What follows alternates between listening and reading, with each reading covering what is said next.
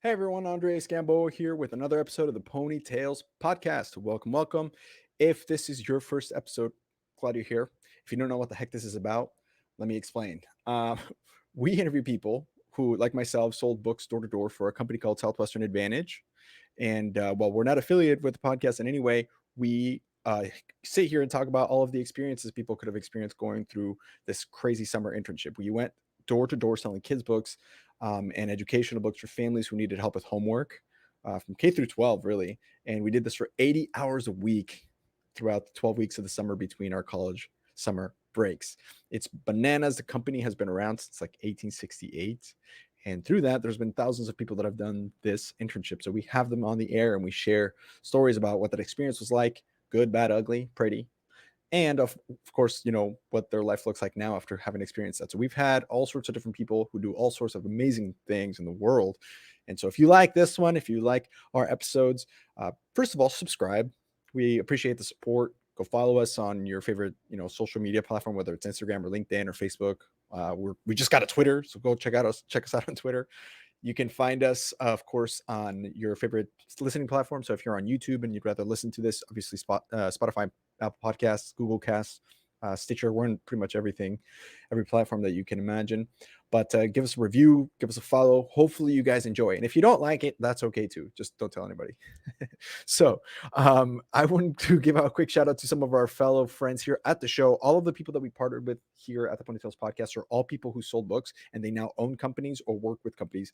And they are all people who did this program. So it's like we kept it in-house. The first shout out I wanted to give out to is Elevate Wellness. These guys are in the business of making you feel good and elevating your fitness and your life in general. So right now they're running a special. If you guys are listening and you sold books, you just got done selling books, or if you just want to get into the best shape of your life, they're doing the Sizzler Shred. Sizzler is a trip that we all went on once we won. It was really cool. It's like an incentive trip. But if you're headed to a Sizzler this November, or if you just want to get into this competition, they're raising money. There's prizes that they gave away to the top three. Last year, they gave over $4,500 in prizes, and they donated $1,000 to the charity that helps with the service project down in Mexico, I think is where they're going this year. Even if you're not going to Sizzler, you can still jump in. It's a habit-based and performance-based competition. You can weigh in some money. The more people, the more prizes. They're looking to actually double, and I think they're well on track to double this year what they give away. So Elevate Wellness will get you into the best mental, physical, and emotional state that you can get. So love those guys. Thank you. Shout out to Seth and Zane Gallagher. Big shout out to Cardinal Senior Benefits as well. Quintin Roberts, they are, and Greta Huerta and Pedro Vega. They've all been people who have been on our show before. I definitely recommend going and check those episodes out. They are currently looking to expand and double in size this year. So if you guys are looking for a little bit of a flexible schedule and a really, really, really solid environment to work in, I mean, this is like one of the most productive groups that I've seen in the alumni companies that we've worked with. They are looking to double again this year. I think on average, their people are working 31 to 34 hours a week, and they're averaging about 5 to 6K of revenue or net profit in a week. So that's pretty badass. Their top performers are like, I think their gross is like 15K or something like that. So if that sounds interesting to you, get a hold of us and we will put you in touch with them. And then last but not least, a big shout out to Metscher, who is working with Southwestern Consulting. He's one of their top coaches. Right now, he's looking to hand off some clients because he is so good that he kind of is on high demand. So he's looking for people who might be interested in coaching, changing people's lives, helping them keep accountable or have a good work-life balance, whatever it is that they might need help with. And if you're interested in being a coach, if you had some success in sales, have had success in sales, and maybe you're looking to do something else, maybe trying to coach people on how to improve, you can also do that. Reach out to us. We can have Will talk to you about how it would be to work in his team. Like I said, he is a little bit on high demand, so it's a good problem to have. Too much of a good thing, I guess. My guest today, Leslie Sonnier. She was Sonnier. Haha, I said that right. You want to say the R, but I didn't say it. I said Sonnier the right way, I hope. Leslie is she was the #1 first year. We actually had invited her back to when we had the July 4th episode where we had all of the #1 first years come talk about July 4th stories. And unfortunately, the conflict schedules couldn't happen. We've been trying to do this and record this for a while, but things got in the way, some sickness, and then there was some stuff that we had to reschedule. But finally, I'm so excited because we were able to do this today. And she's going to be our helping us close out season 6. So it's her and then Ron Alfred. So it's some heavyweights to close out this season. And we are super excited about that. A little bit about Leslie. She sold for 2 summers from 2005 and 2006. great golden era of Southwestern. I feel like in those early 2000 years, mid 2000 years, where everybody was selling a ton of books. And she, of course, she was as well. Part of the Eagle Blitz organization, went to the University of Texas in Austin. And what she calls home is a variety of places: Houston, Dallas, Baton Rouge. So basically that Texas, Louisiana, South, as she calls all of that home, which honestly, great food, good steak. I would love to call that home as well. If you guys would like to get a hold of her, you can go to Instagram or Facebook. Rebel Rentals is the tagline, or you can go to rebelrentals.com right there on your screen. If you're listening, if you're not, that's REBL, no E, REBL Rentals. And .com, or on Facebook or Instagram if you want to get a hold of her and learn a little bit more about her business and what she's doing. And then last but not least, her favorite scroll. She had two. She says one that was her favorite, which was "I will greet this day with love in my heart," is the one, but the one that's helped her out the most, kind of like through her business and to grow, has been the "I will persist until I succeed." So one she applies, one she lives by. It's pretty awesome. I appreciate that answer. Solid answer. So when I come back, we'll be with Leslie Sonnier. Ponytails Podcast. Here we go.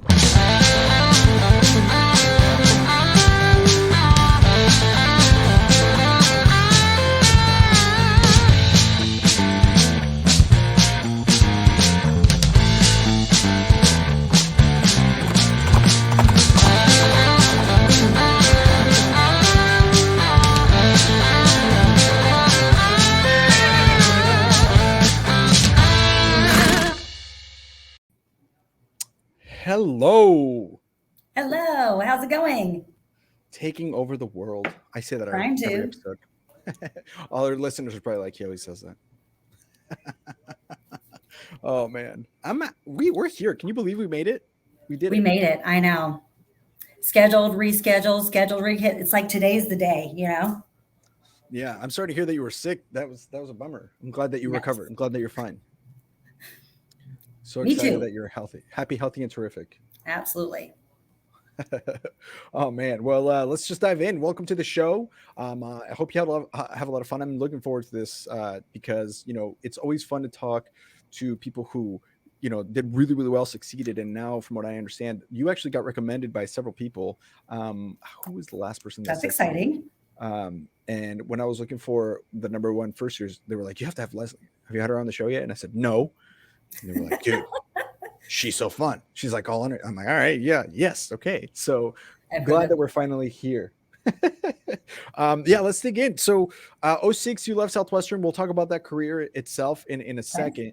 But this is kind of be one of those like long answers, just because we're in 2022 and you left in 06. So catch us up through the journey of what led you to where we are now since Southwestern. Maybe you can be as specific or as general as possible.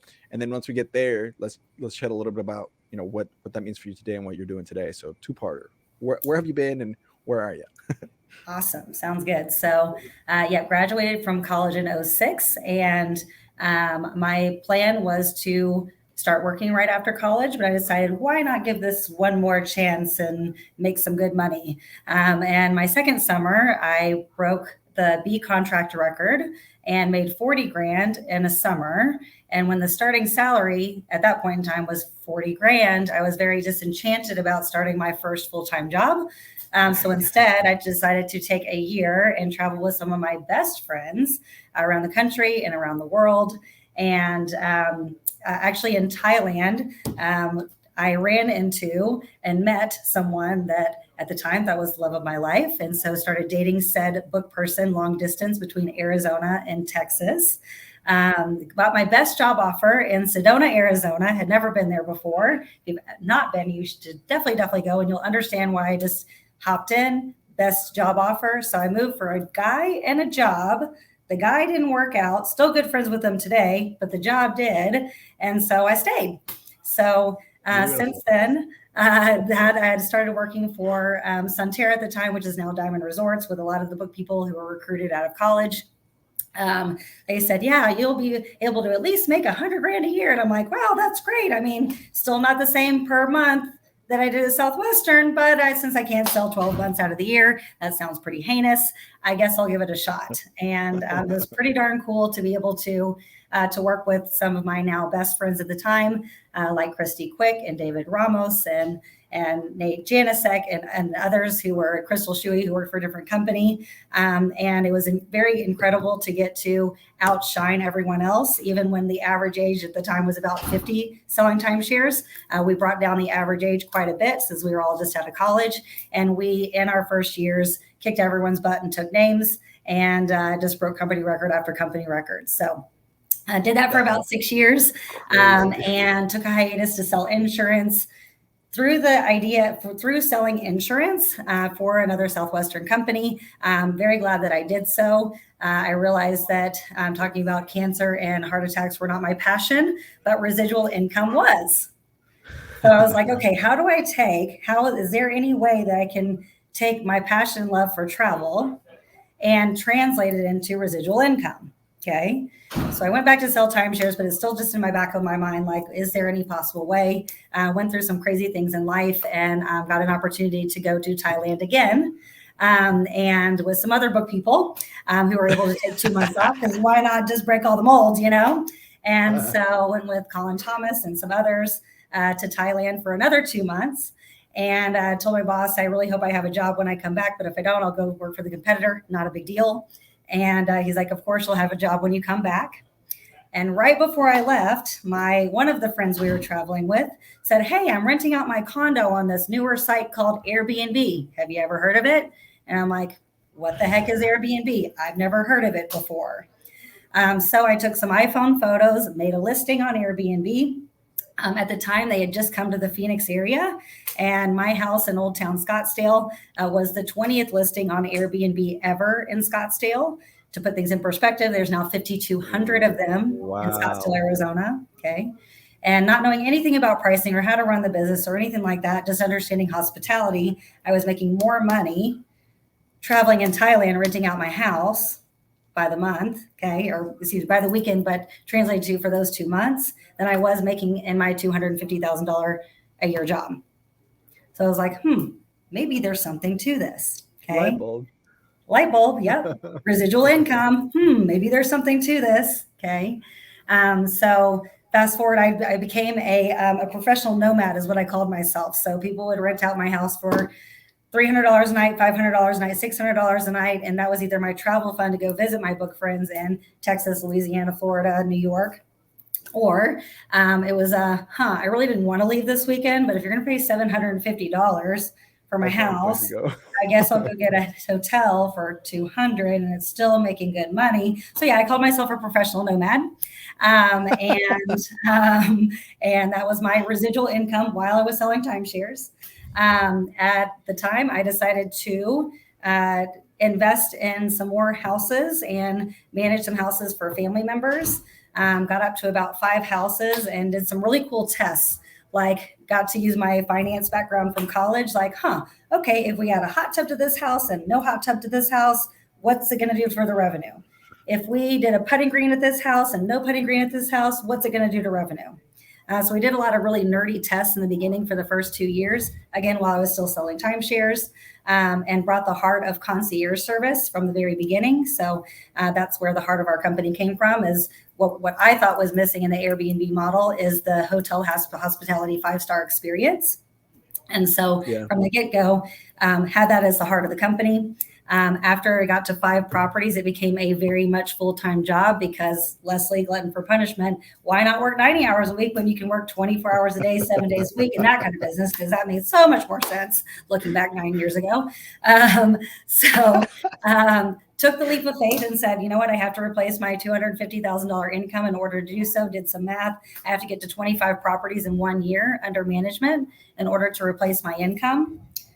Not knowing anything about running a business and all the startup costs, but let's just put that aside. We'll talk about that in a sec. I always ask this question later on. Got to 35 properties in the first year and decided to make a business. And at that point, it was no looking back. So fast forward 9 years, we have 25 full-time employees.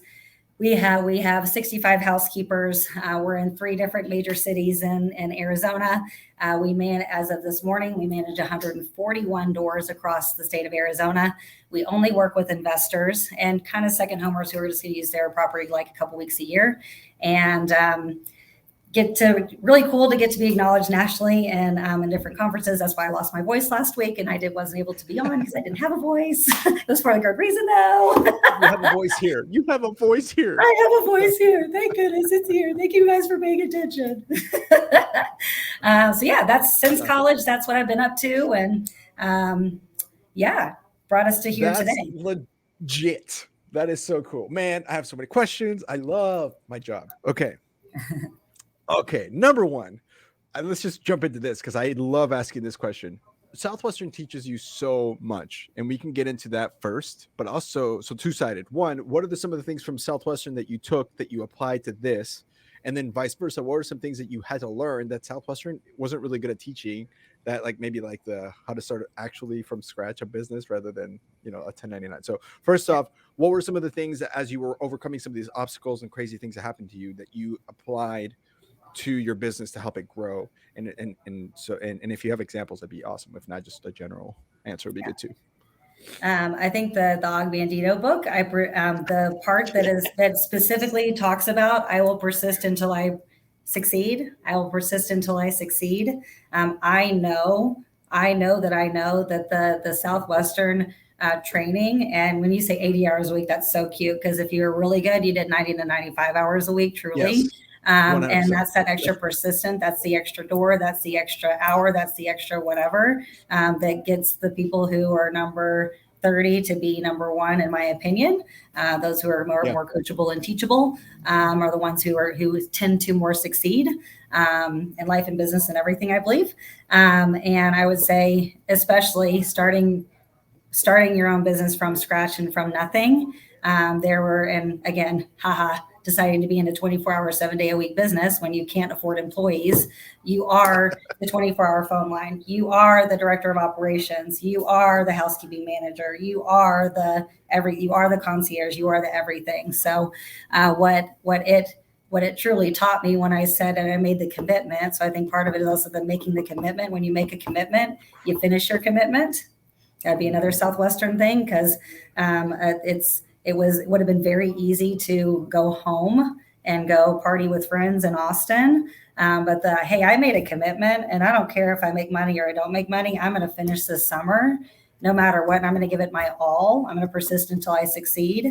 And I absolutely believe, especially in the first 3 years of business when we really couldn't afford the staffing that we needed with the growth that we had, it was that the extra hours that I put in order to get to where we are today. So now I can say that I'm blessed to not have to work 100 hours a week, which is fantastic.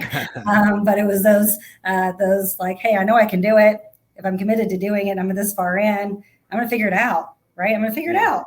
And made a lot of expensive mistakes, but that's what you do as a business owner. That's exactly right. Wow. I feel like we're talking, I mean, even just, we've been in business for a little less than a year. And even that first year, it's been like a lot of that. Like, do you ever have like self-doubts? You're like, is this even worth it? Like, I'm actually doing this. Like, and then all of a sudden you're like, someone like reaches out to you, like, you're doing a great job. You're like, yes.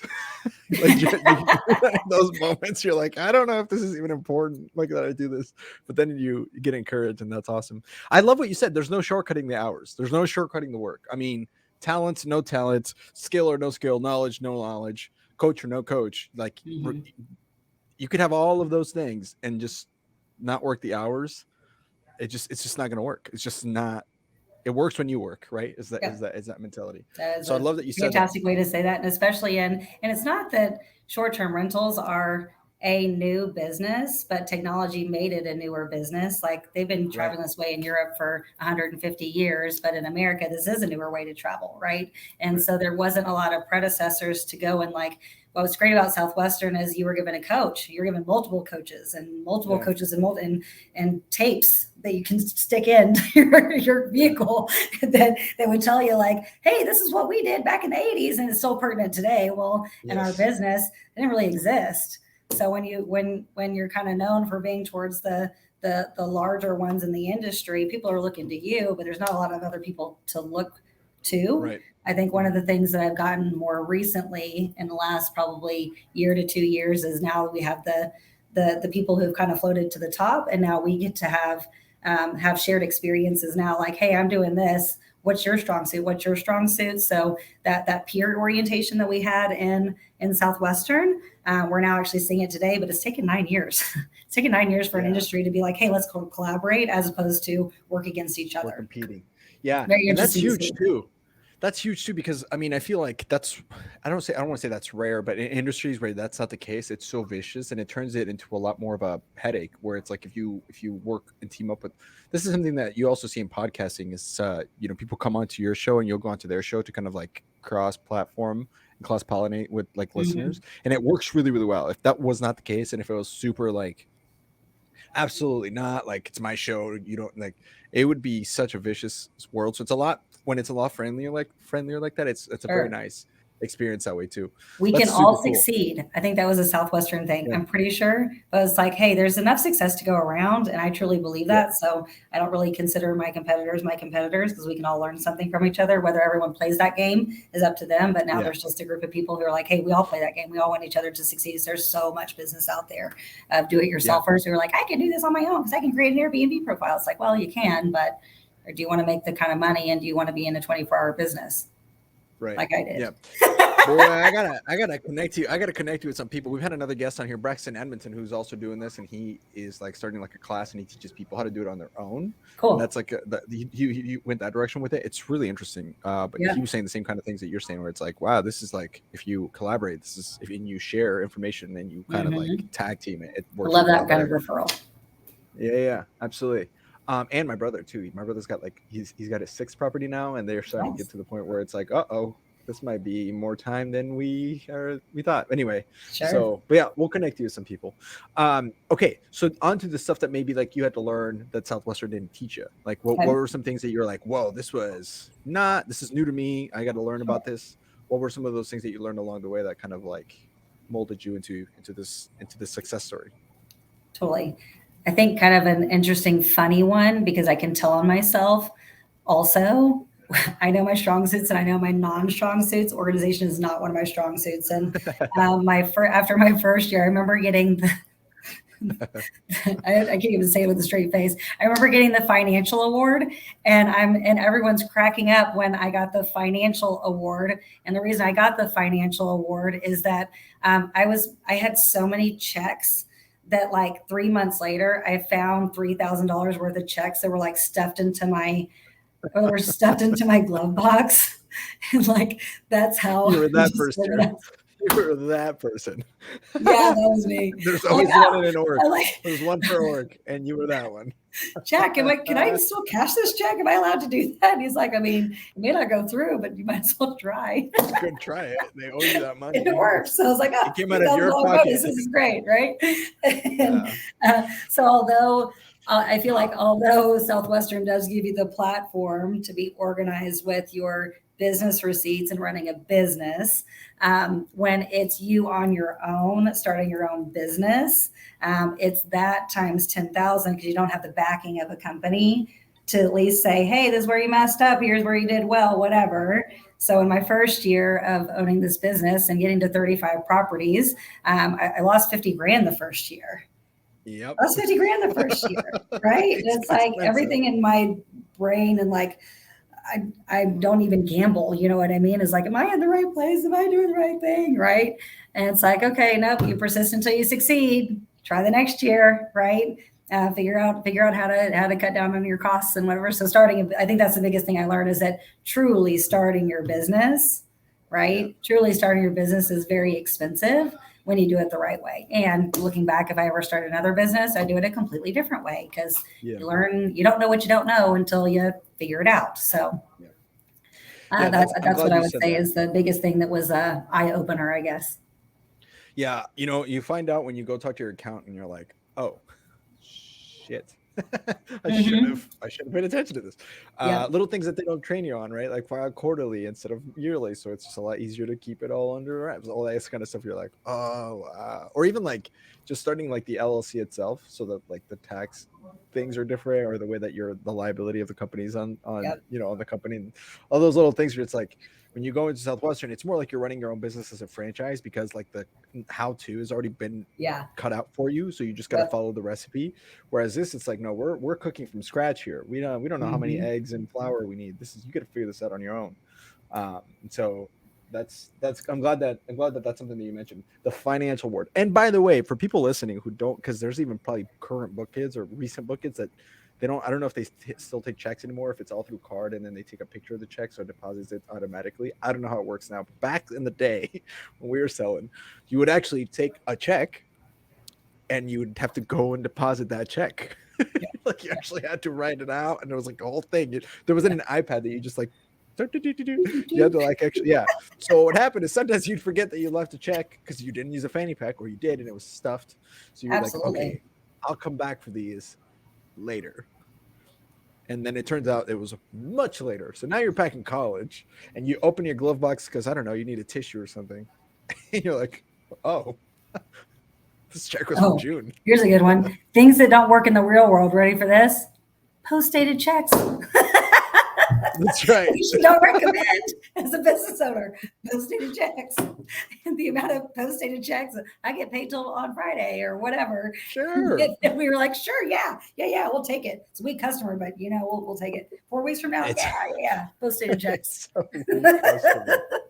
Real world things that don't actually work. Yeah. It's just not that way. It's not that way, kids. It doesn't work that way anymore. Wow, what a time to be alive. Oh, okay, a question for you. How did you survive COVID? Because you heard about the pandemic, right? Did you read that tweet? Um, that hits. I mean, that had to have taken a dent. Was when people were like, "I'm not traveling." What? How did walk me through the survival of that? Yep. It did and it didn't. So initially, yes, it was very, very challenging.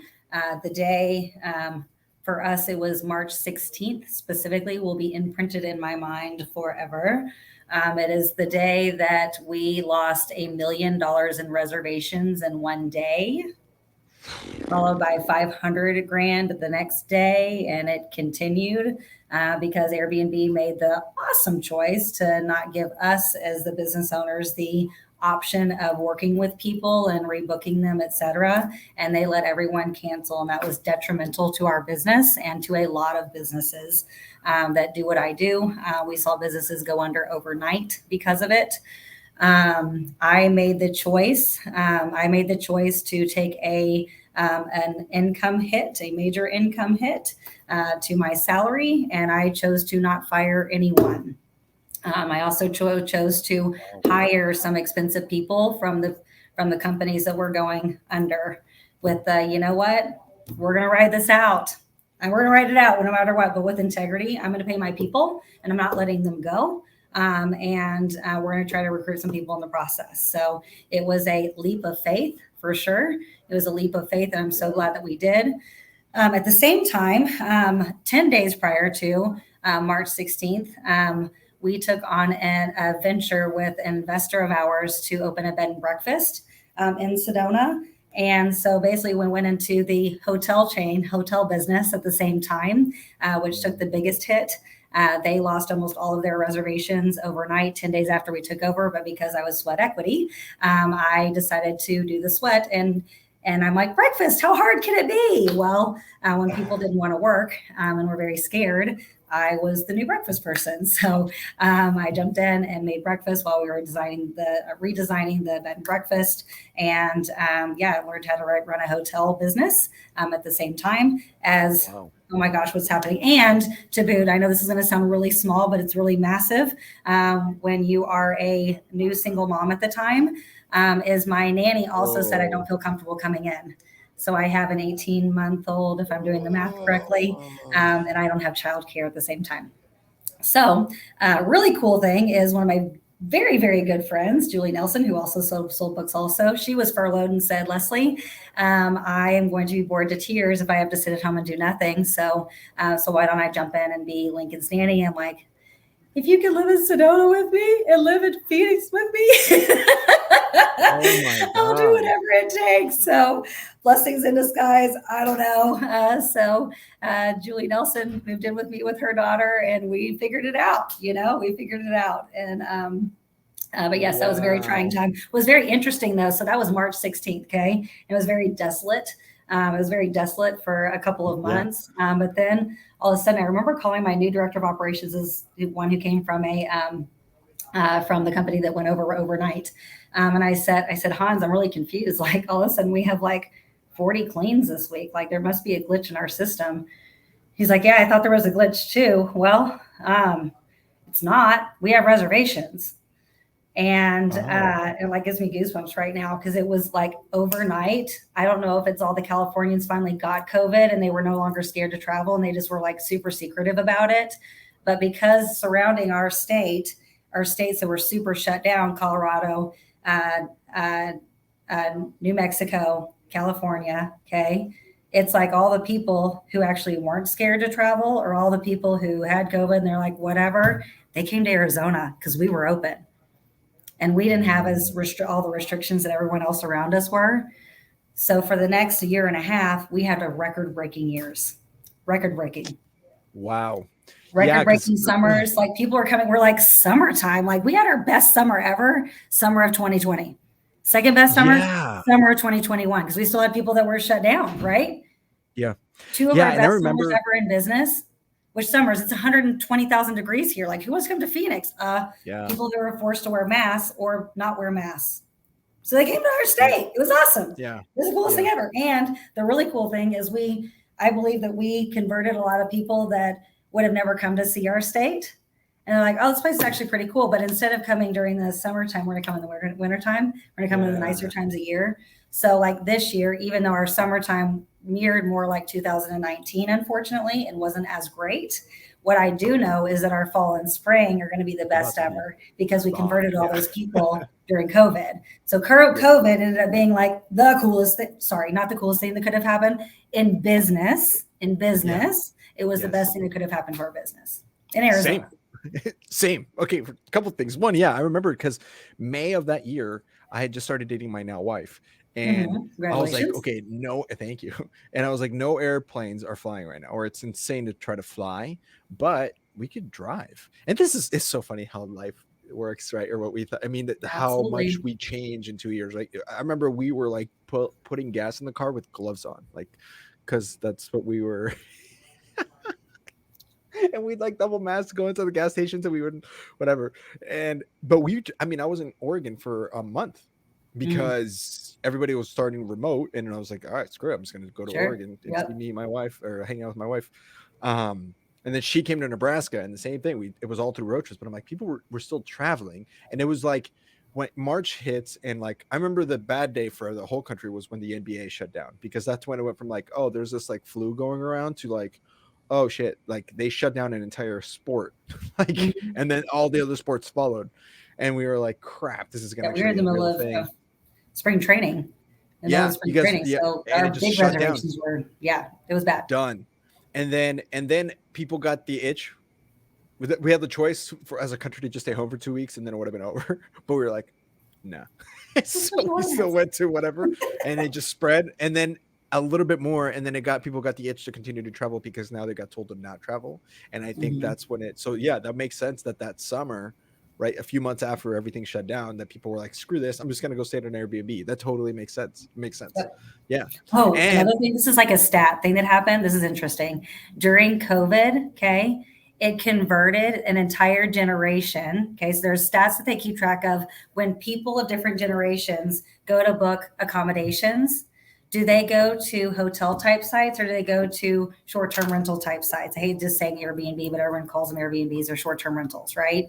And what's interesting is during COVID, I don't know, perception is reality. Well, if I'm in a house that has a private backyard and it's a resort, then I'm safe, right? So that perception of baby boomers changed and shifted during COVID to now. Fast forward, we had already converted the 30, 40-year-old age group, and the 20 and 30-year-old age group.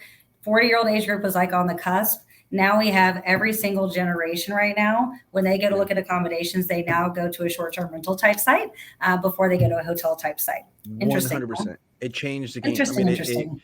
in a way, behavior. like it's so wild how that happens, because like even that's something even we're noticing here in the podcasting world, where it's like people are tired of Fox, they're tired of CNN, they're tired of all these news outlets, and they go get their news from podcasts now, which is so odd. Like, I'm not saying everybody. I mean, there's still a chunk of people that are still listening. Tons of people, but like, absolutely. But the way that people learn concepts, take in information, it's just increasingly becoming more this medium, this where long format, where we can talk about like things openly. I don't have a manager above me telling me, or a production studio above me going, "You can't say that on the air." Like, we can just talk about it. And Spotify will mark this. You're free. Yep. And then, well, Spotify, since we mentioned COVID, Spotify will mark this.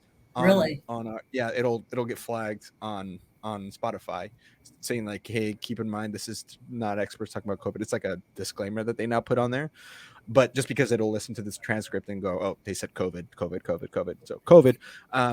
But we can still talk about like what we know to be true to your experience and to legally not get hit here. This is in our experience. This is not, we're not giving advice to people to go to blah, blah, blah, but just, but I know what you mean by that, because this podcast was born because of COVID, because very cool. I was bored at home. Opportunist, right? I'm so extroverted. Yeah. And the whole time I think I was about to start a new job. I can't remember exactly. I was listening to like advanced sales. I'm like, it'd be cool if we could talk to these people now. And then I was like, wait a minute. And that's what happened. We just started talking to book people, and here we are. That's awesome. That is so cool. That makes me really happy. Businesses that boom because of COVID. There you go. Yep. That's awesome. And because and I think his mindset, right? It's like you didn't want to just sit at home. So that's not what you were born to be, right?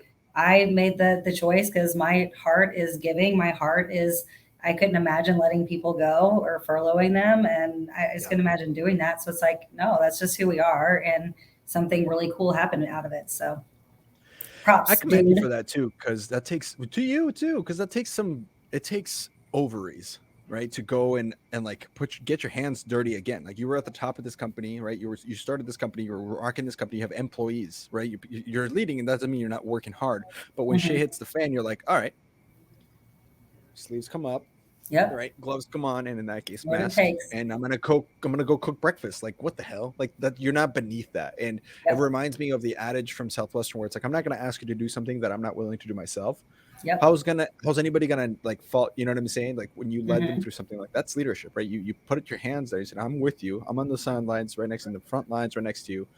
I commend you for that, because that takes a lot of like guts. It takes a lot of humility to be able to just say, hey, I am not, in the back, telling my horses to move faster. I am the lead horse, and we're pushing this through. Absolutely. That's amazing. So beanie off to you. Beanie off to you. Yeah. I just realized that I have to laugh a little bit, that obviously this is a podcast, but when you said that it's going to be on YouTube also, is that what you said? Mm-hmm. Yeah. Okay. I realize I'm like shaking my head while you're talking about the COVID stuff. And I'm like, wait, 90% of people doing this are not going to see me shaking my head. It's and it's know your platform, it's okay. lady. Know your platform. It's okay. It depends. Some episodes are heavily listened to, and some are heavily watched. And I don't know. Gotcha. I still haven't figured out why or why not. I don't know. But hey, you know what? You may want to watch this one, kids. Just a forewarning. I do a lot of hand gestures and.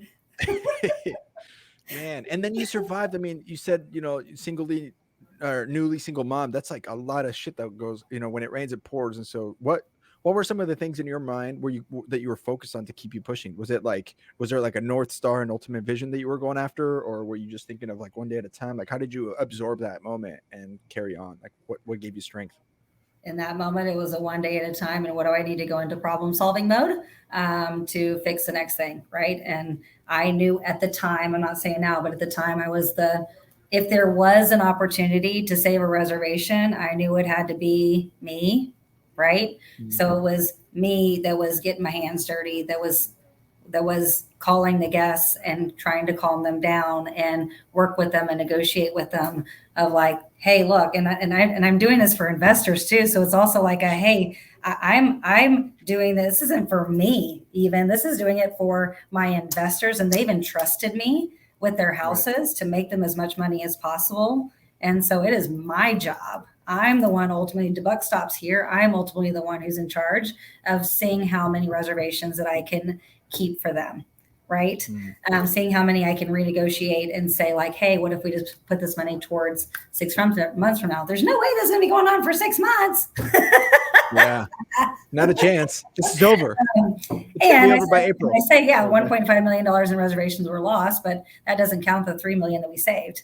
Right? Like we saved $3 million in reservations just by saying, hey, we're going to push them to the next year, or we'll give you half your money back now. The other half will be like a travel credit for you.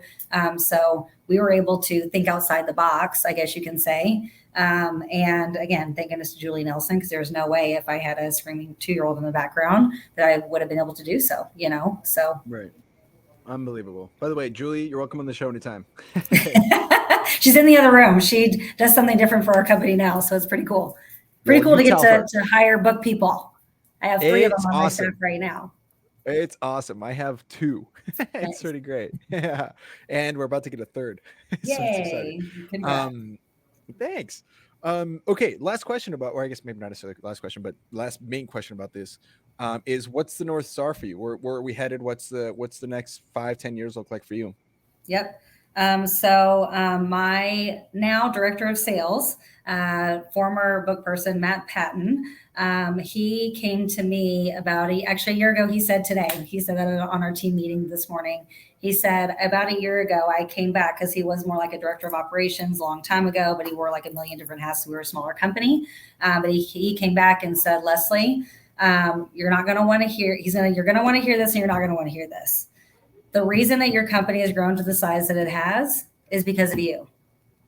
And the reason that we're not doubling in size every year is because of you. And that was like a, And the reality is he was right. He was right. I wasn't delegating enough. I wasn't letting go enough. And I was still working 60 hours a week, being 8 years into business. Right.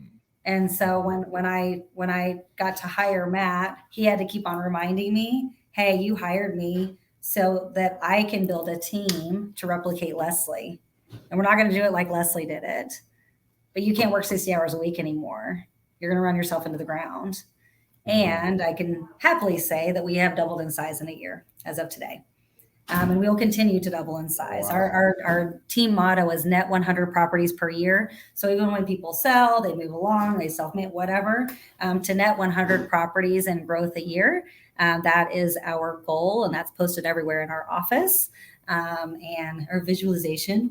And so, yeah, that's our team goal. And it's because Matt came to me and said, hey, you got to do something different, or else you're going to continue to be in the same 60, 80, 90, 60, 80, 90 spiral. Get out of your own way. Yeah, that's beautiful. Good stuff. So that's the goal. I love it, man. That is so fun that you figured this out, and that I'm happy that you made it through COVID, and that you made it through like the stumbling blocks that you can easily fall and trip permanently from at the beginning. That's a rough thing. Now, when you say you go into the hotel business with this bread and breakfast, are you continuing to expand that, or was that just something that you used to kind of like survive COVID, or what? Where is that now? I guess 2 years later. I'm going to say story for another day, but it's definitely still part of the vision to continue to do that in a different way, I guess you can say. But yes, lots of good lessons learned. We thought we were going to do about 300 grand in business. That was the previous owner did about 250 in business. Our goal was 300 to 325. Our first year, including during COVID, our first year in business, we did 425 grand at that property, and we did better the next year. So we definitely kicked butt and took names. Even though we were running a hotel, we thought outside the box and did really cool creative marketing, and we succeeded. I'd say it's a massive success to our company. One of the biggest successes that we've had for one of our investors. So yeah, cool. That's awesome. I love that. That's very cool. And then the last bit is for entrepreneurs, budding entrepreneurs that are listening to this now. Maybe somebody that just started their own business or somebody that's growing. Biggest piece of advice you would give them, early on. So someone who was in your shoes 7 years ago, right, or where you were Mhm. 7 years ago. What would you tell Mhm. them to go do, or what would be some things that helped you to kind of keep pushing? So just to make sure that I'm understanding the question, like if I were to rewind the clock back to 7 years, so the first 2 years, Yeah, like I said, I did this like with myself and family money. So you're saying like yeah, when I started to do this big time, like made it a business, yeah. what advice would I give Yeah, yeah. to Whether it's someone? like how to get it, yeah, whether it's like how to get investors, what the right things to have for that, whether that was a big part of your deal, or maybe something else. Maybe it was like an entirely hiring a team, things like that that weren't Southwestern obvious, but Um, we needed to learn. I mean, my advice actually to any business owners who are thinking about starting a business is to, before you open your doors, hire employees, start marketing, okay, is to have a true business plan in place, and to create core values of your business first. I fast forward to a couple year and a half ago when I was kind of forced to recreate the business, unfortunately because of a divorce. It was the I don't wish divorce upon anyone, but the best thing that happened in business is that I was able to sit down and like recreate the business, recreate the business model, recreate the vision, and create core values for the business. And I don't know if this is time to talk about that, but I would say for business owners out there, it is the best thing that I could have ever done as a company. And I'm so grateful to Anissa Acker, who helped me create those core values and went through that brutal exercise to figure out what the definition of each of those things are. And since then, it has been so much easier to hire and honestly fire people, because what happens every single time is I realize that one of the core values that they have is different than mine. People can add to your value set, they can't take away from your value set. And it is every single time that one of them is out of alignment when someone quits, Mm, or if I choose to let let them them go. go. That's me saying you're spitting fire. Are you a Targaryen from House of Dragon? Because you're spitting fire. Good stuff. That is so good. Wow. Well, wonderful. Thank you for sharing all of this about your business. This is so cool. Um, I'm proud of book people, man. Book people do some cool stuff out in the world, and you're doing it. You're doing it like every other person, just killing it. That's so awesome. I got some connections for you after the show. We'll Sweet. go into that. Let's move into some Southwestern stuff. Sound cool? Is that Sound cool. okay? Yep. Cool. I love it. Big shout out to a couple of friends before we go on. Do you remember Pat Roach?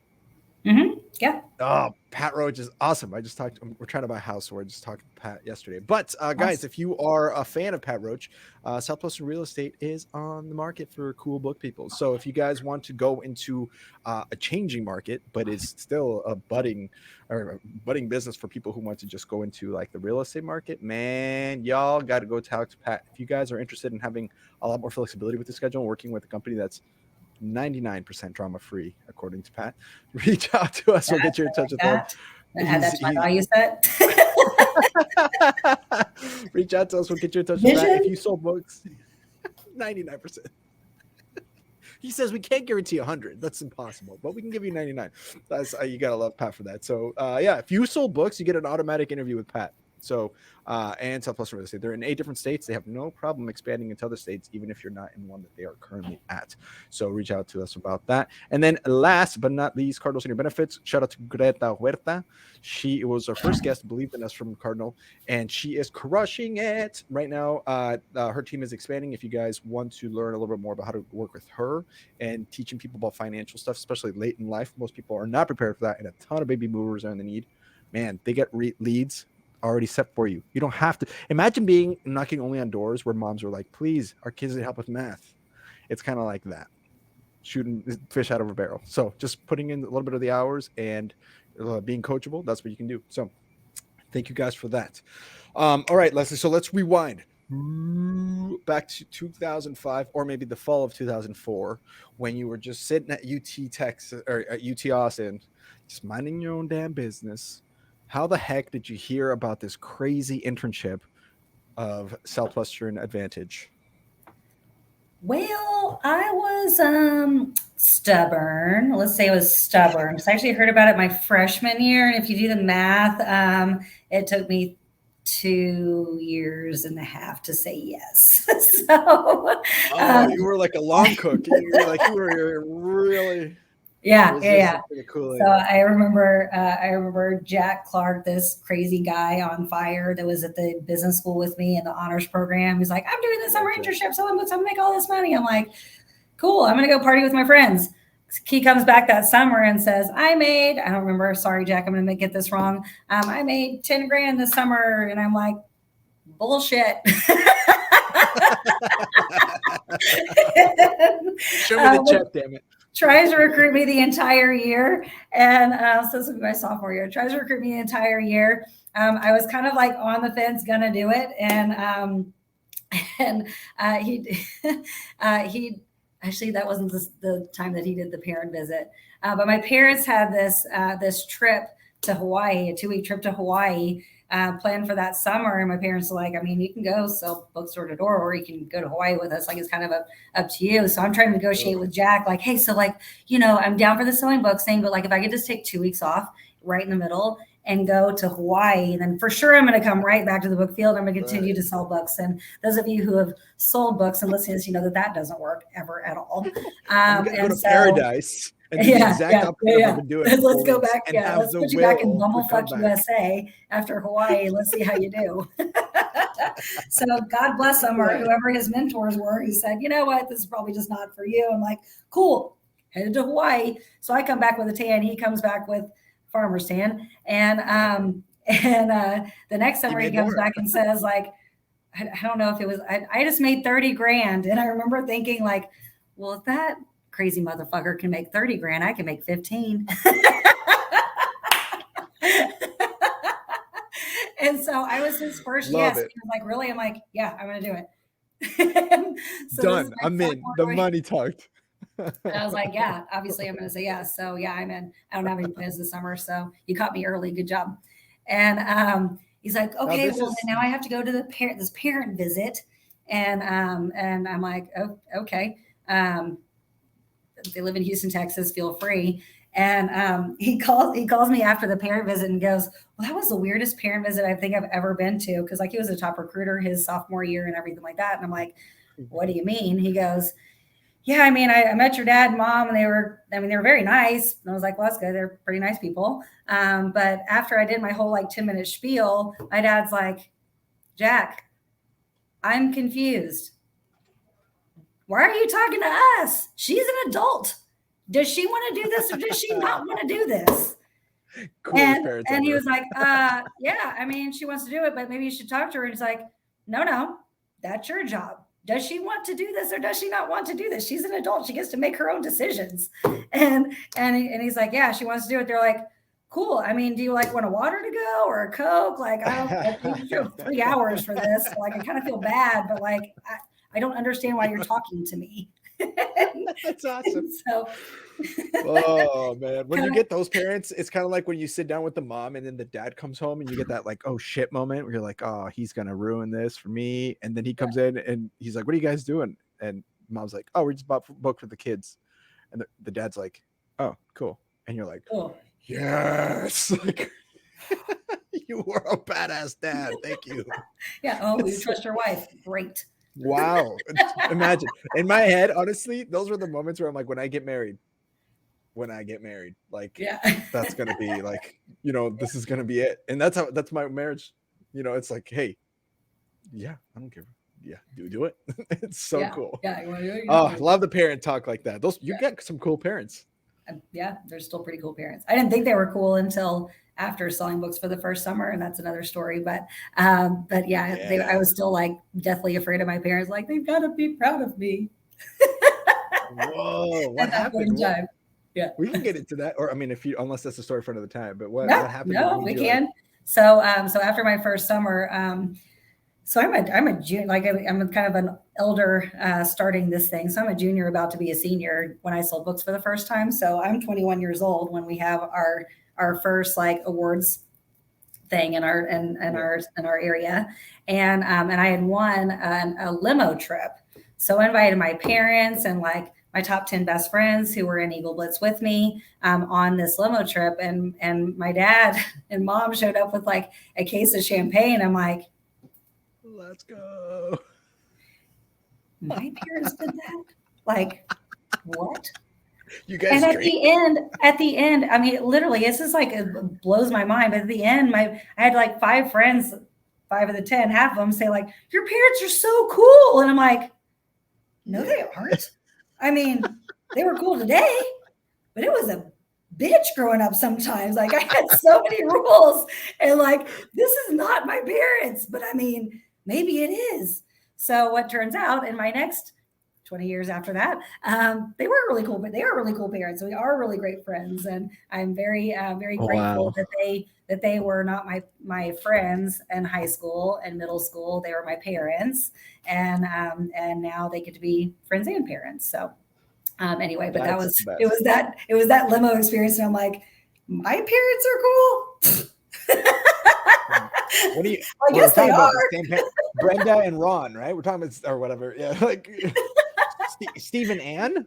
Yeah. Sonnier or whatever. Let's do it. Yeah. Mike and Cindy. Sonnier. I don't know if no, they're not. Your maiden name or if you. Mike and Cindy, is that their name? Shout out to Mike and Cindy. Yeah, Mike and Cindy. If you guys are listening to this, Mike and Cindy, you're invited to my limo anytime. Let's bring this champagne. They're good ones to invite. Heck yeah. They sound like cool people to have at weddings and Andy. Oh yeah. Like they'll dance anybody under the table. My friends invite them to like, I'm like, Mom and Dad, you can't dance better than the bride and groom in their first dance. Like that's embarrassing. Like you got to stop doing that. And they're like, well, we're just dancing the way that we dance perfectly. Let's go. They're invited. You're invited to any party we throw. Please come. That's so cool. I love that. Man. And then so let me rewind. That's a cool story. I wanted to ask about. Yeah, sorry, I kind of no, it's okay. But hey, this is our episode. We can do whatever the fuck we want. So no big deal.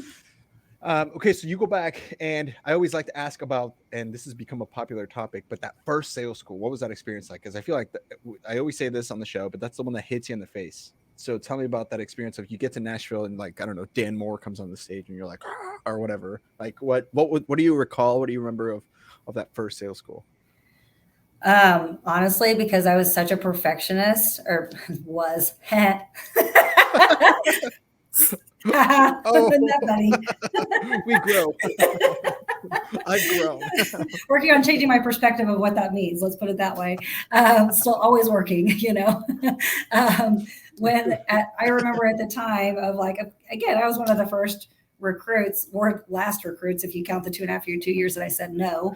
But I was one of the first. So like I knew the sales pitch backwards and forwards before I went to sales school. You know what I mean? And my confusion, I remember I know I was one of those kids, right? And my confusion was like, why didn't people prepare?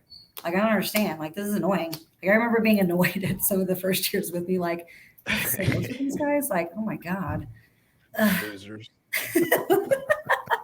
I'm going to crush them. I mean, you did, but whatever. Yeah. I mean, I was definitely nervous for sure. And nervous, excited, all the emotions. And yeah, I don't know. I think I was just at a really good space in life of like being up for a challenge and being up for an adventure. And I don't remember it being like I mean, I remember it being nerve-wracking, but I don't remember it being like, oh my gosh, what the heck am I getting into? Like, I think a lot of people's perspective of their first sales school. Does that make sense? Yeah, absolutely. Yeah. Well, and that's interesting because I don't know, like we've had different number one first years on here before, and like they all had different perspectives on that. So it goes to show that it's not key necessarily how you feel about sales school, but it is telling that like for you, your manager, what that means to me is that your manager did a really good job of emotionally preparing you for what was about to happen. Absolutely. And this is Jack Clark III, right? You're talking about? Yep. JC. We had him on the air last 3 weeks ago or something like that. Oh, good. Yay. Awesome. Yeah, Jack's cool. But very, very true to his word. Very cool dude. But anyway, that just means that he like did a good job of mentally prepping you. And so, and that doesn't mean that nothing was hard. It wasn't hard for you. It just meant that when it happened, you were like, all right, we talked about this. This is going to happen, right? Yeah. So I think mentally shielding me too, shielding me was probably the best thing that he did. Meaning that like when I found out after my entire first summer that people got off schedule, I was like, what? What? What do you mean? Like, they went to the movies? Like, what are they doing? Are you kidding me right now? Like, I was just like flabbergasted, SAT word of the day so far. I was like, miffed. Like, I don't understand. Like, we said we are going to go work 90 hours a week. That's what we said we were going to do. I don't understand. What do you mean you'll get 20 sit downs a day? Like, I don't understand. Yeah, it doesn't compute. I see. I had a really good first summer. I had like 4,000 units my 1st summer, but then I also got off my third summer was way off schedule. So I've seen both. Yeah. And so Yep. I say I can relate. After my first summer, I was like, wait, For sure. you're like, what? Yeah. Stay at how you went? Like, yeah, it's a shocker. So did you know, because you, by shocker, or spoiler alert, but if you guys didn't hear us at the beginning, you were the number one first year that year. So did you know that was going to happen? Because we've had, again, a mixed variety where people were like, I had no idea that you were going to be the number one first year. Was that something that I went into checkout, I think being number 12 in the company or something. Whoa. And what happened, or what I kind of figured out later of like, how did I even jump that much? And it was because when they said the definition of a weak customer is less than 50%. Well, if I took 20, okay, let's say that it was $40, because again, you're selling MUFUs your first year, right? And I took, instead of 20, I took 15, right? If they only had $15 to give me, I counted that as a weak customer. If they had $19, I counted as a weak customer. So I had a lot of on the fence, strong customers, if that made sense. And they all came through. So I sold a lot of very small packages. And when they all came through, I think it just kind of jumped me to the finish line, I guess you can say. And I didn't give up. Like I stayed to, I was one of the last people to check out because I was like, I'm going to get through these 500 customers or whatever it was at the time, because again, it was a million tiny little packages. And I'm like, nope, I'm delivering them all no matter what. Coachable, teachable. It's happening. That's awesome. And so, I could be wrong on my numbers of what I was going in to check out, but it definitely wasn't in the top 5. I'm almost pretty sure. No, that makes sense. No, I understand like the feeling of it where you're like, because again, we've had variety, right? We've had first years on here who are like the whole time they're like, I knew it was gonna be number one, and then they went and crushed it, and it wasn't even a doubt. Like they just went. And then we had people like, for example, Shane Huerta, who was on that call for the 4th of July, where he was like, honestly, like I was sitting at a bar after checkout, and someone came up to me and was like, hey, you just got number one. And he was like, what? Yeah. Like, so that's it's interesting. Again, it goes to show that there's no like formula. That's what happened to me. I was kind of like, Jack came up to me and like, I was like, how? It was literally one of those. He's like, I mean, we're going to recount with you, because he was even like, I don't believe it. But yeah, I was like, well, yeah, let's recount it. But I think I'm on. I think I'm right. I don't know. That's anyway. Awesome. Yeah. So where did you sell that first summer? Pennsylvania, and Huntingdon, Pennsylvania, and Chambersburg, Pennsylvania. Huntingdon at first, and then I got one of the news articles written about me of like, lady is telling people that she's supposed to talk to all the parents. You don't have to talk to her. But I think also my 2 roommates quit, so I think it was kind of like a little bit. I don't think it was more so that. I think it was more so like, well, she shouldn't live by herself in this cow town, so we'll move her to Chambersburg. I think it was more so that. Yeah, good times with the good old PR issues where they're. Man, I missed Huntingdon. Anyway. Good times. Well, and the thing is, like back then, Facebook wasn't quite a thing with moms yet. It was like starting to become a thing. Nothing, zero. Like nothing. Like, oh man, later on, and kids today, man, they have to deal with some like HOA, like Facebook groups where all the moms are like, this lady's blind, and they're like, I don't know. It's a different ballgame today, I guess. Selling books, but they sell a shit ton of books, so they're still doing it. That's cool. PA. And then, did you know you wanted to come back right away, or was it like, I don't know if I can do this again?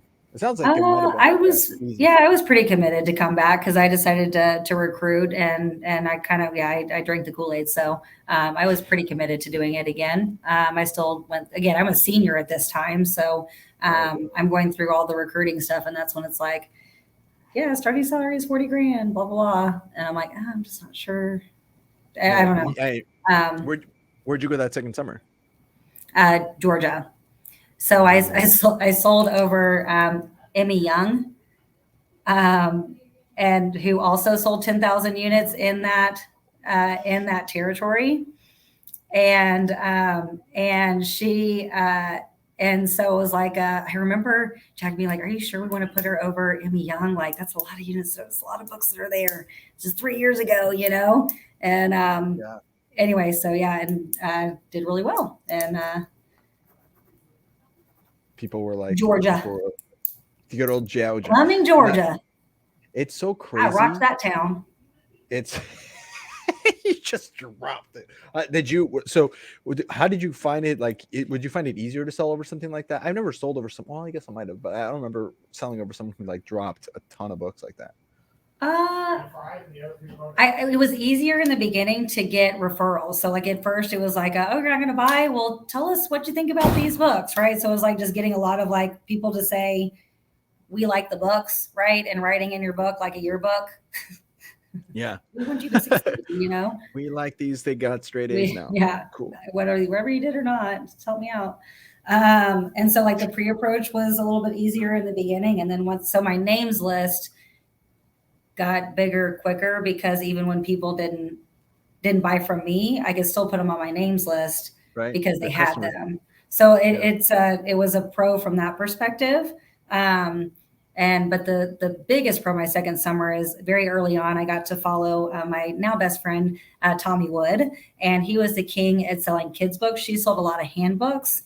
And so when I got to follow Tommy Wood and got to learn the kids book pitch, I just sold a ton of kids books in that area. So that was kind of my niche, I guess you can say, and what probably made it the biggest world of difference. That's so cool.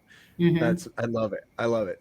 Now, in your time there, were there lessons that you learned either summer that you didn't expect? Like I always say, for me, it was like parenting lessons. Where I'm like, I didn't expect to come out here and learn this, but I learned this. Was there something that you picked up that you remember vividly, going, wow, this is like a very important memory or a very important lesson to have learned outside of sales that you had during those 2 years? I think it's more like a reflection now in life of like, why were we scared of what we call big brick? And like what, like it just kind of makes me laugh a little bit because it's like, I don't know. I don't think my peers that live in big brick are that scary, but it was like, it's week 10. We have to go sell at Big Brick, aka Lakewood, no more trailer parks. Yeah. It all comes down to this. And looking back also like being more worldly or whatever, it's also like understanding what, like I was so naive, like so naive in college. Again, thank you Cindy and Mike for shielding me from things that aren't really necessary, but like understanding like, oh, that's what a meth head looks like. Like, I didn't know what that was. Like, why are they using all these teeth? Like, God, poor thing. They just can't afford a dentist. Like, I just feel so bad for them. Well, maybe we can get these kids some books so that they can afford an education, so they can afford dental care, you know? Like, I remember that being my perspective back in the day. And now I'm like, well, shit, they're just all on meth. Yes. That's there's not a problem. Drug. So I don't know. So it's just those funny things looking back and like, yeah, why was it so intimidating? Right. Yeah. And again, I only sold 2 summers. So like if I would have sold a second, third, fourth, I would have done more like Jack Clark. Like he starts week 2 and Big Brick, because he's like, it doesn't phase me. It doesn't matter. And I'm going to work off referrals. Right. But again, just year 1, year 2, it's like, this is what you're supposed to do. You sell in crappy neighborhoods until week 10. And just the apprehension of, again, just selling to my peers who have the money to drop $300 on some kids' books, and it's not a big deal, you know? It's so wild. And also, like, even when you went to go sell and you still were nervous of dropping the price, because that's the thing when you went and sold, like, in, like, I don't want to say let's just say middle class or like more lower middle income, when you were Mhm. like, all right, they're loving the books. What are they going to do when they find out it's 2000 or whatever, $1,200, right? And or Mhm. you whatever, and then you drop the price and you get a lot of price objections, Mhm. and but then you get nervous about still dropping that same price in big brick, even though you know for a fact that this is not going to be Sure. an issue. Like, I mean, Right. I guess I also learned that people are broke at different levels. Is Hmm. another thing I did learn, because there were Sure. sometimes I would get objections in big brick that I'm like, I actually genuinely believe that Mhm. they can't afford this, even though they have like a bear rug or whatever. Mhm. Like Yeah. you're like, oh, you are broke. Just because you make more doesn't mean Sure. you save more, right? Um, Mhm. but there were often times where I was just like, what the hell? If I tell you $2,000, you don't even blink. It's not gonna matter to you, and they would just be Mhm. like, okay, like you're like, Yeah, this so is great. priorities are where people are willing to spend their money, you know? I mean, Yeah. that's and I yeah, so one of the biggest packages that I ever sold was, and I mean, it was a double wide, it wasn't a single wide, but like it was you know what, yeah, I don't know. And In it's some like places, that's the it's rich not people. not judging a book by its cover and what they live in and what they whatever. Like I today live in a very conservative house compared to income, you know, and I made a choice to pay off my house. Most people don't make that choice. They choose to live in debt, right? So it's like whatever your priorities are, right? Whatever your priorities are doesn't is the outside of where you live or neighborhoods or whatever doesn't dictate what your priorities are and where you're going to spend your money. And I spend my money on stupid stuff too. Don't get me wrong, but in general, like that's your value set, right? And so yeah, some of my bigger unit package sales were in the higher end trailer parks. Yeah. Yeah, yeah. Exactly right. Higher end. That's probably the nicest way to Higher say end that. trailer parks. Yeah, yeah, yeah. Like, oh, yeah, there was territories in New York. My first summer, you selling, you're like double wide. Oh, they got money. Mhm. Like you're like, Yeah, yeah, yeah, oh, exactly. baby, Yeah. here we go. Here comes the Here we bag. go. Week I'm gonna 6. show everything. Yeah, PC. There are 6 of them in a row. This Yeah. is a I think wealthy it's funny neighborhood. that now they've reclassed trailer parks to tiny home parks. I'm like, Right. wait a second, this Yeah, I wasn't live in cool when I Portland. was living with my single mom in college in a trailer park, and now we're just calling them tiny homes, and now they're cool again. Yeah, that's right. It's very, very trendy. It's still a trailer park. But here's the thing. I live in Portland. There's so much homelessness that actually it's like, whoa, it makes sense why you would call it a tiny home, because it's Sure. the fact that you can say home is like Yeah, absolutely. a great thing. There All are your a lot. perspective. It's an issue. And I It's went an on a issue. tiny home resort. So that being said, yay, tiny homes. There's they can be charming. Yeah, it's kind of like I don't know if it was Modern Family that I was watching, or somebody had Mhm. maybe Pat Roach was telling me this, but he was like, Okay. it was like, yeah, you don't say small house, you just say quaint, right? Quaint. You don't say that it's a fixer upper, you say it's charming. Or like Mm, there's there you like go. I like it. Yep. I think that Real was, estate yeah, it was, 101, huh? I don't think, no, that wasn't Pat. That was definitely Modern Family, the show. Oh, He's a okay, real estate gotcha. agent, and he goes, "Come Oh, on, yeah, Claire, yeah. we don't say small, we say quaint or Yes. whatever. Yep. Fixer Hmm. upper, not Yep. charming." There's a lot of Charming. character in this house. Yes. But yeah, that's true. You walk in and you start seeing the real. It's interesting because you see the real life problems, right? You walk into a house and it's like they're getting divorced, and then the next house it's like, oh, dad's an addict, right? Or in the next house, and then it's like, oh, they're Christian, like, and it's Hmm. all in the same neighborhood. Sure. You would think all of those people that have those problems live in a specific pocket of a town or Mhm. something. No, Oh, it's like chicken pox. They're everywhere, all over. Like it's it's like just chicken pox. it's just like it's It's like an epidemic. it is like people are getting divorced, rich and poor. People are getting, it was I'm going to take crazy. that one on, Andres. Yeah, please do, please do. I don't think it's mine at I'll all. text It's you how I somebody use it in context today. like today. I was telling my friend about. Yes, but no, that is true. It is how that works. Like, you go through all these neighborhoods, and that's the thing. I think you just see so many different types of lifestyles through even just a neighborhood, that it just really teaches you, like, there's a little bit of everything everywhere. Like, you just get Hmm. rich, poor, it doesn't matter. Like, there's gonna be a little bit of all of the different kinds of people everywhere. So, Hmm. like, you ever meet hoarders? You had to, like, you're not, Hmm. you're like, Everyone oh my on the god, you street. guys Yep. keep everything. Like, you Hmm. guys do not have a It's trash can, and overwhelming. there's just stuff everywhere. Yeah. Those Yeah. little things like that, you're like, wow, this is bananas. Nobody at home would believe this. Right. Like, that this Yeah. happens. So trippy. Oh man. Well, let's. It might be a good time to jump into ponytails and to jump into some of the favorite stories of the 2 summers, if that's cool with you. It's your call. Okay. That makes sense, or do you have Yeah. more lessons learned? I mean, there's a billion lessons learned. I could talk for hours and hours, but we only have a certain amount of time. So let's talk about ponytails. Ponytails. Oh, actually, this is something I forget we do now. Oh, okay. Blitz questions, like rapid fire questions, Okay. and then we'll go into ponytails. Okay. Okay. Question number one: favorite territory or town that you sold in? Coming, Georgia. Okay. Good. Big break country, mixture of both, suburban, Country. favorite territory. Yeah, country. I love a good country. Yeah, those are the Mm-hmm. best people. Yep. We already said favorite scroll. The best HQ situation that you had, or favorite HQ that you lived in. None of them. What? That's Wasn't about the crazy. people. Wasn't about the What? people. But air mattress life turns out is not my favorite life, and living on top of people is not my favorite. And I think what was the most challenging in my HQ situation, again, it wasn't about the people, but I think it was about mindset. And like my second year, I was with some of my recruits, and I wasn't as good of a recruiter as I was selling. And so I didn't understand how like it was hard for people to jump out of bed and race to the bathroom, right? So it's like my perfectionist, I guess you can say, maybe it's I wasn't a very good roommate. So I'm like, get out of bed. That's what they teach you in sales school.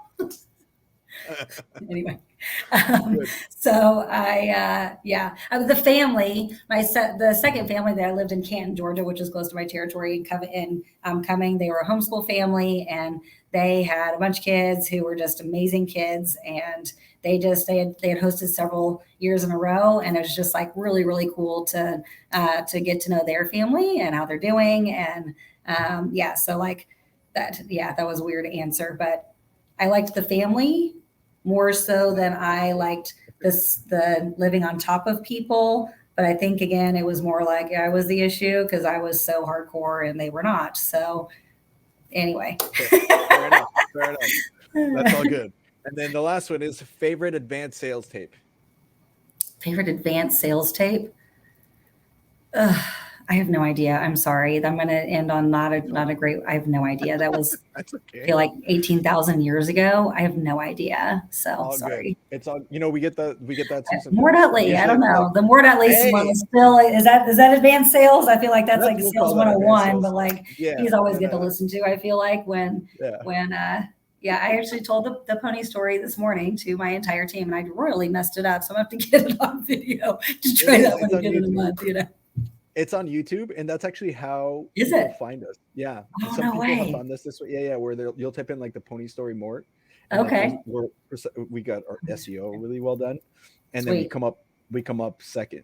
Like it'll say it'll have more, and then they're like a couple of our interviews. Sweet. And so people are like, "Oh wait, what is this?" And then they click on the episode, and they're like, "What the fuck? There's a podcast about Southwestern or whatever." Gotcha. It's like, okay, sweet. Yeah. Isn't that trippy? Fun story about this, and then I'll and then we'll go into ponytails. But that Scott Smith, shout out to him. He was on our show back in like I think April. But his wife had so she didn't sell books, he sold books, and they, he obviously shared a lot of stuff, showed her Mort.ly, and then I think at one point she was trying to find that video for her team, just like you. Yeah. And she Googled like Mort.ly ponytail or pony story or whatever, and so she showed her team, and the team was like, but then she saw us and she saw that we had the show, and so she reached out to us and was like, dude, you have to have my husband on the show. And we were like, did you sell books too? And she goes, no, but my husband did, and he loves telling stories, and he would love to be on your show. And so I was like, all right. So we reached out to Scott, and that's how he ended up on the shows, because somebody YouTubed. That's really cool. Yeah. So that's really cool. I always just think it's hilarious that's how we come up. But anyway, okay.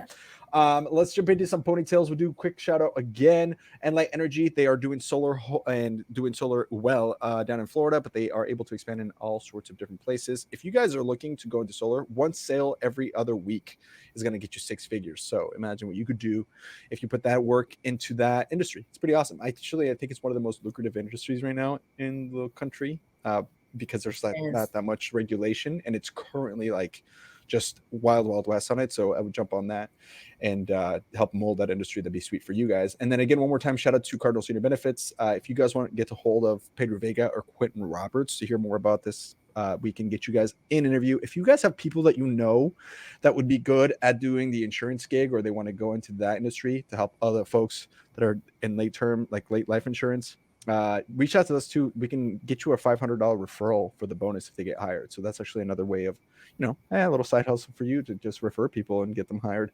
Be good for you. So time to move on to the ponytails. So yeah, Quintin Roberts is the man. He's awesome. My year generation. Yeah, we have a lot of guys recently from that generation, and I love guys and gals.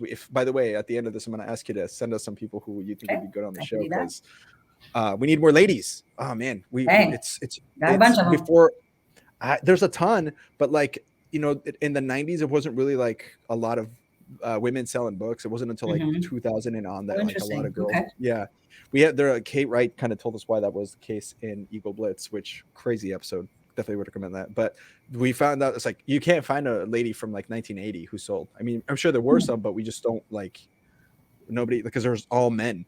And so it's like we're trying to even it out. We're also trying to get more for example, it's Hispanic Heritage Month. We're trying to get more brown people like myself to just get on the show. Okay. We're trying to mix it up, keep it a full representation, right? David Ramos is super white, but he has a Mexican last name, so I'll refer to him about that. On paper, he's brown. He would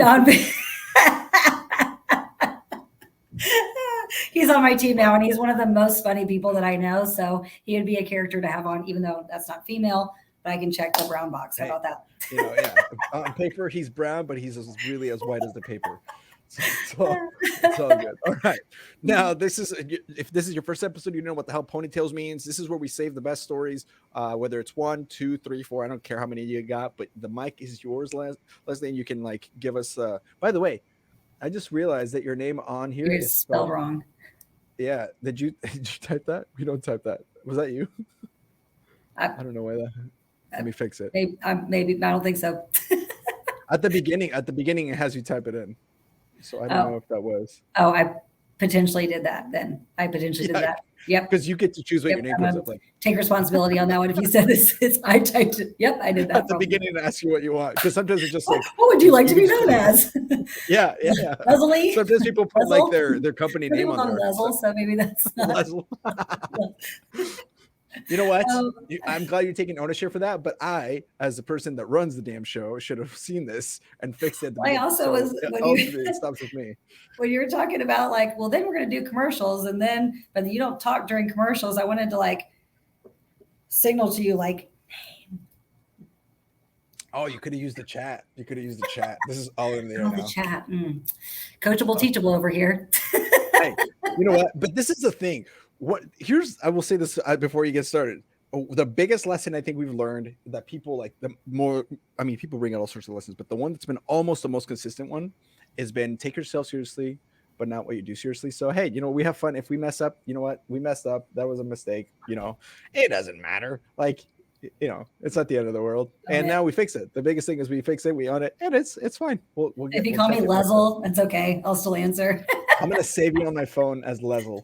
Just straight up Lesl, Leslie. Sonnier, but just be Leslie. What up, Leslie? That's what I'm going to say. Yeah. New nickname. Good Great stuff. Can't laugh at yourself. Who else is going to, Yeah. I will laugh at the world. A less appreciated scroll, but just as important. I will laugh at the world. I have to reread that one. Yep. So good. Good one. All right, ponytails.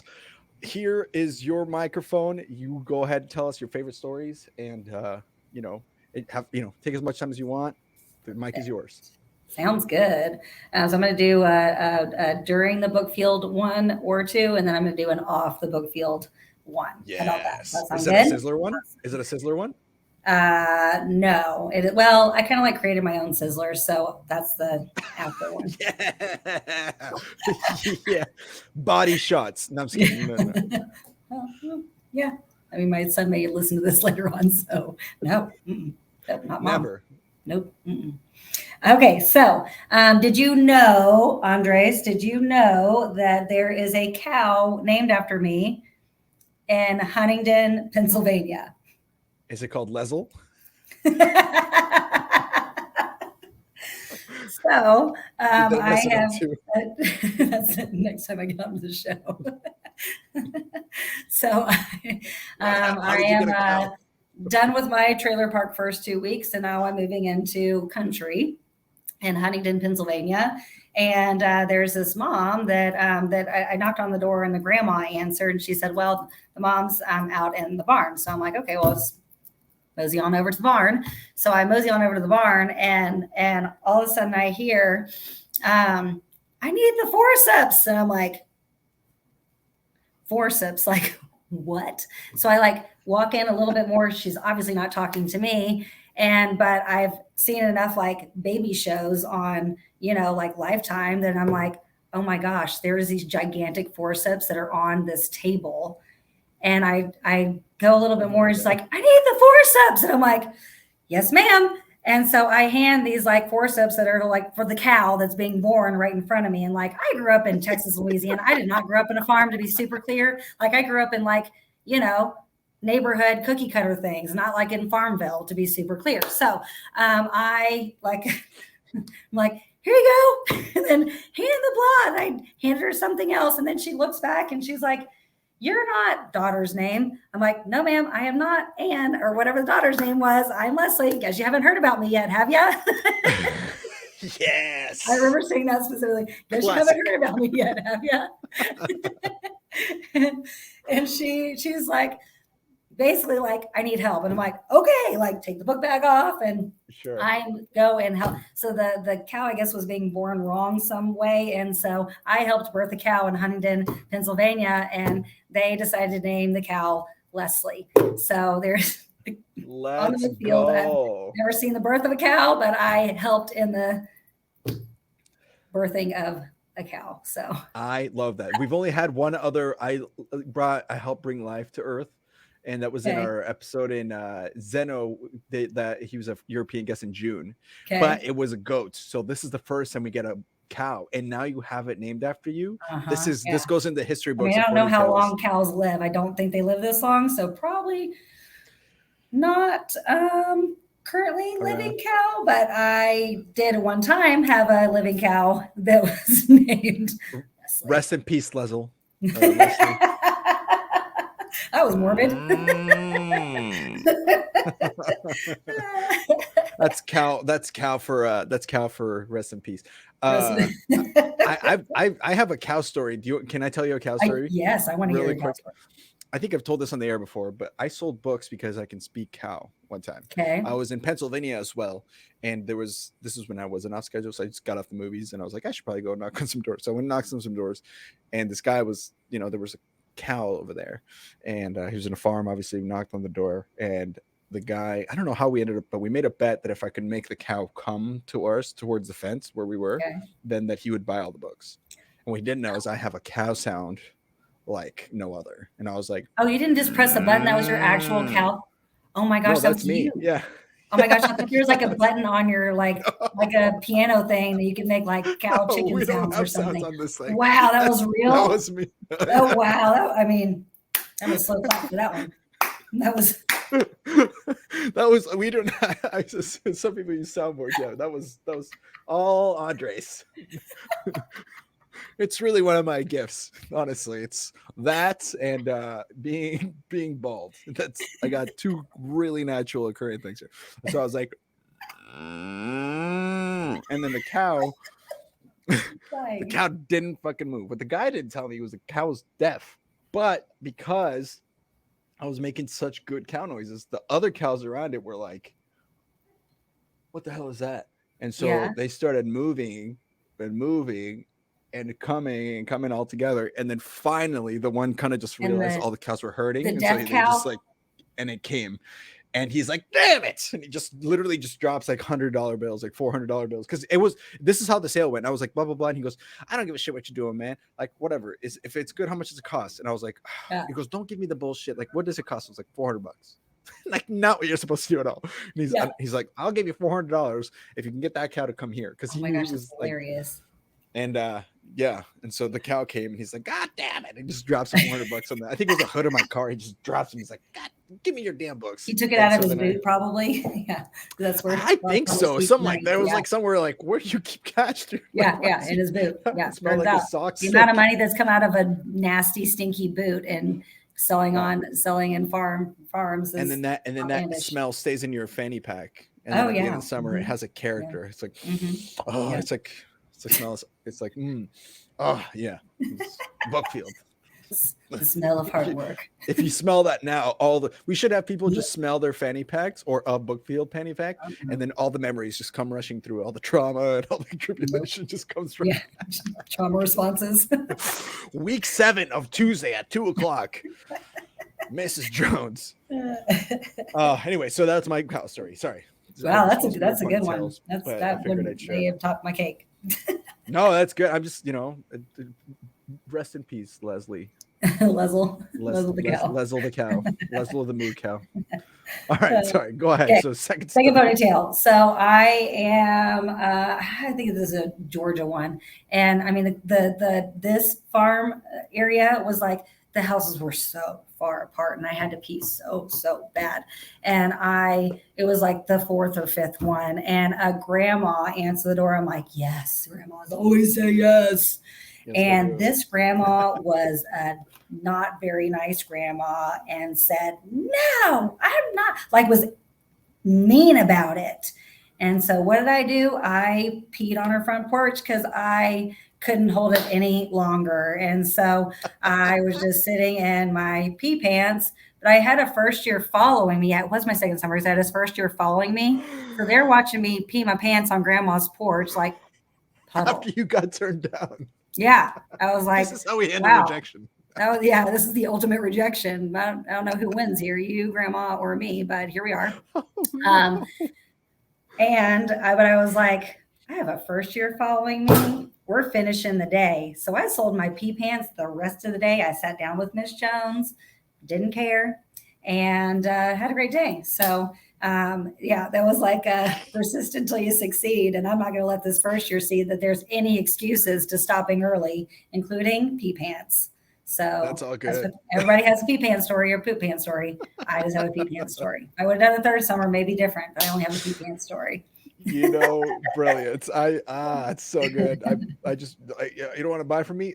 Well, then pee on your porch. Yep. Pee on your porch. Yeah. You're in Georgia. At least it dried quick, probably. It's don't hot. care. Honestly, you sweat so much you don't even know. Yeah, exactly. Yeah, you're sweating in all the wrong places anyway. Yeah, it's like I don't know. It's especially when you're driving and it's all squished up in there. It's just like you're like, this is. I don't know what. There's a lot of smells. I really don't know. I'm just saying, like it's stuffy in a car. And you'll have your backpack on you, and you're like, you get done with the day and you're wet. Yeah. And you're wet everywhere. You come home and it's just sweat. You're drenched. It's just just drenched. You take off, you change, you shower, and then you like the next day you put the next polo on or whatever the hell you're wearing, and it's just like. And by the end of the week, it's just your laundry, just this heinous. Heinous is a great word. It's kind of like the fanny pack. The fanny pack's the least worst smelling part because you. Oh man! All right, and then now we have. Now we have third story off the book. Okay, best friends of life. Okay, so after selling books my second summer and traveling for a year with some of my best book friends, my birthday is January 2nd. So if you ever want to send me a birthday present, I like wine. Just throwing it out there to everybody listening. Malbec. What kind of wine? I'm equal opportunity drinker of wine, to be honest, but red, if there is a preference, it would be Cabernet. Got it. Cabernet, got it. Write that down, Amy. January 2nd is maybe unless you're January or December 26th, probably the second worst birthday ever, because your birthday is when everyone's hungover. So like my 21st birthday, like 20 people said yes, 3 people showed up. Like it was very traumatizing. Okay. So what I decided to do post Bookfield and knowing that like, gosh, the one thing I'm really going to miss is like partying with my friends in Mexico. So for the next 9 years, I created my own Sizzler with my best friends on my birthday, but I made it a New Year's one. So it's like a New Year's party, but also my birthday and also John Wisdom's birthday because his right after mine also. And we created some amazing experiences. We picked a different town in either Mexico or the Caribbean, and it was awesome. So between 5 to 1 year, 18 people showed up, and either they were the book people or they were the honorary because they had to have a spouse. Like it was a super big deal the first time someone brought someone who was a girlfriend. We're like, whoa, yeah, don't intrude on. So poor Nancy, our culture. Brazil. She was the first honorary. We're like, okay, you're actually cooler than Todd. So you get to be an honorary book person, but so all the other guys and girls here, don't let this happen again. So we all got married at 30 and 31 years old. So the 20s were a ton of fun. And it was really cool to be able to be successful with our peers around us who all sold books. I didn't keep track of a ton of people from college, but they're all the ones that I kept track of, still keep track of today. And it's because we put our heart and souls into our jobs and did something that most people are not willing to do. And because of that, there's just a little bit of craziness in all of us that happens to make really fun travel partners too. So now we're taking kid trips. Trips are looking a little bit different these days than they did before, but all for amazing, incredible things. And so grateful to be able to be on the show today. Oh my gosh, that's so good. I love that. Did you, I think I told you about this, BIZLR. I told you about BIZLR. You just told me about this, and I'm just super upset that I was invited to the first one, but like, maybe I'll forgive you, but I need some time. Well, my bad that I didn't invite you. Maybe if you had listened to some of the episodes, that we've had since fucking maybe if you would have said yes the first time. Yeah, maybe you would have heard it.